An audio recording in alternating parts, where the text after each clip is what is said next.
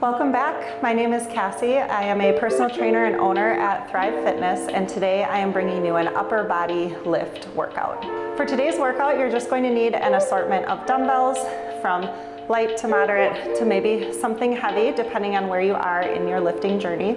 I'm going to be doing some of the lifts on a bench or sitting, but you're certainly welcome to stand for any lifts you want to, or use the ground instead of a bench if you don't have one. We have 5 exercises that we're going to do today with the intention of trying to make sure we touch every part of your upper body, from your shoulders to your biceps and triceps, and we're even going to get a little forearm work in today. So let's get ready and make sure you've got your dumbbells nearby. So for this first exercise, I'm going to start standing. We have a Zottman bicep curl. And this curl is a way to kind of incorporate some forearm strength into your regular lifting routine and also focus on your eccentric work, which is the on the way down motion of your lift.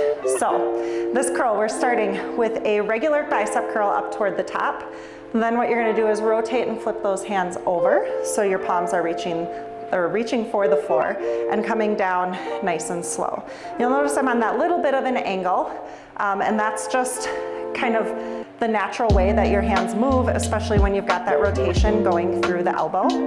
So for the Zottman curl, your palms are always facing whatever direction that weight is going. So if palms are up, you're going up. If palms are down, you're going down. You're going to start with 10 to 12 of these Zottman curls, and you'll notice that forearm work really comes in on the way down.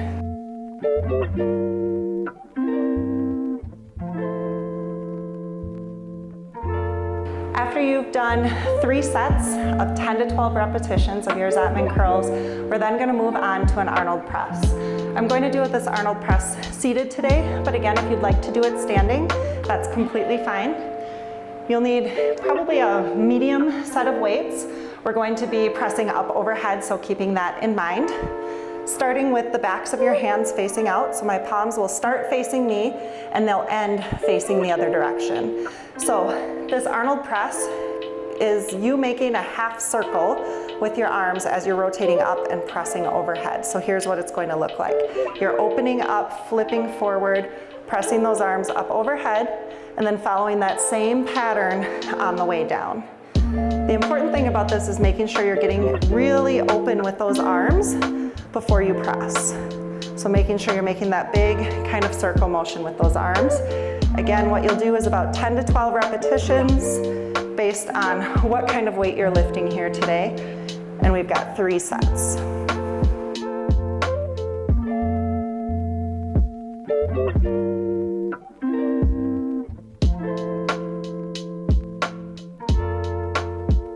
Our next exercise is going to be some skull crushers. These are going to work your triceps or the back of your arm. This is a pretty traditional lift. You've probably seen it before. I'm going to work on it on a bench, but again, if you don't have a bench, you can easily do this on the floor as well. I would recommend you use some lighter weights if you've never done this before, just to make sure your form is on point before you start working on going heavier.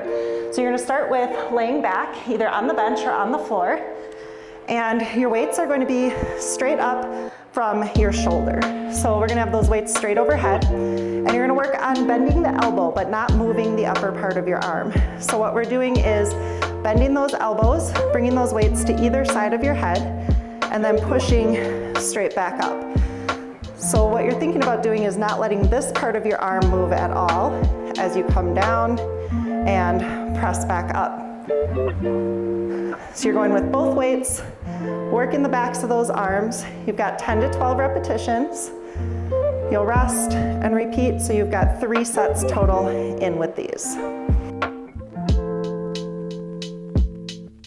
Our next exercise is going to be a combo move where we're going to work your chest and your back within the same lift. We're going to do a chest fly to a pullover. Again, I'm on the bench, but this is easily done on the floor as well if you don't have a bench to work on at home. So you're going to grab like 2 lighter weights, medium to lighter weights, because when we go into our second move, first we've got our chest fly. Our second move is an overhead pull, and you just want to make sure that you're not going too heavy for that one. So we're going to cater to that move when you're choosing your weights. So we're going to start laying on your back. Chest fly Weights are right over your chest, elbows are slightly bent. We're coming open, like you're opening your arms. I say to give someone a big hug, and then pulling those weights back together. And then we're going into our overhead pull, so weights are stuck together, elbows stay slightly bent, my arms go straight overhead, pull back up over the chest, and then repeat. So we've got 10 total. The chest fly and the pull count as 1. So we've got 10 of each working together. So going into that chest fly, pull together, reach overhead, keep that low back down as you come back. So we're going for 10 repetitions, 3 sets.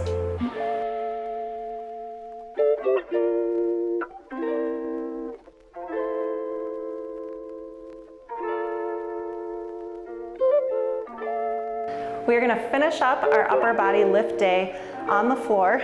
This is traditionally a core move, but you get so much work for your chest, triceps, and shoulders that I love to add it to the end of an upper body day. So we are going into a plank with a shoulder tap. For this, what we'll do is spend about 30 seconds in that tap. If you're a little more advanced or you want a little more work or a little more burnout, you can go 45 or 60 seconds. But again, you'll do 3 sets, regardless if you're going 30, 45, or 60. So what you'll do is find your plank on the floor, take your feet a little wider. That will help give you a little more balance here. And then we're working on a shoulder tap. So I'm taking one hand up to the opposite shoulder and then the other. Idea here is slow, controlled movement.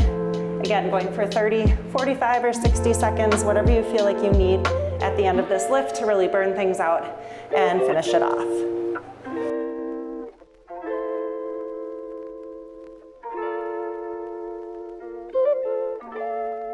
I hope this video gave you some great ideas that you can take either into your home gym or maybe the local gym that you go to and get a nice workout in.